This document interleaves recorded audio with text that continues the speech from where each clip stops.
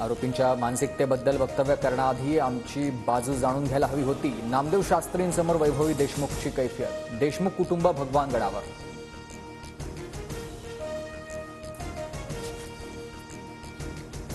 माझ्या वक्तव्याचा चुकीचा अर्थ काढला गेला. आरोपींचं समर्थन करत नाही. देशमुख कुटुंबाच्या भेटीनंतर नामदेव शास्त्रींची प्रतिक्रिया. आरोपींवरच्या गुन्ह्यांची माहिती घ्या, धनंजय देशमुखांची विनंती. तर भगवानगड देशमुख कुटुंबांच्या पाठीशी नामदेव शास्त्रींची ग्वाही. माझ्या वडिलांचा एकही अवयव शाबूत नव्हता. न्याय मागत असताना वेगवेगळे फाटे का फुटतात? नामदेव शास्त्रींसमोर वैभवी देशमुखचा सवाल.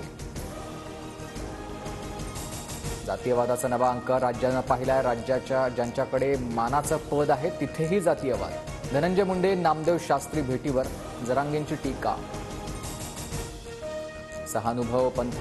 महानुभव पंथाच्या सर्व प्रमुख स्थळांचा विकास करण्याचा आमचा संकल्प. परधर्मीयांनी महानुभव पंथीयांची केलेली अतिक्रमण काढणार. हदगावमधून फडणवीसांचं महानुभव पंथीयांना आश्वासन.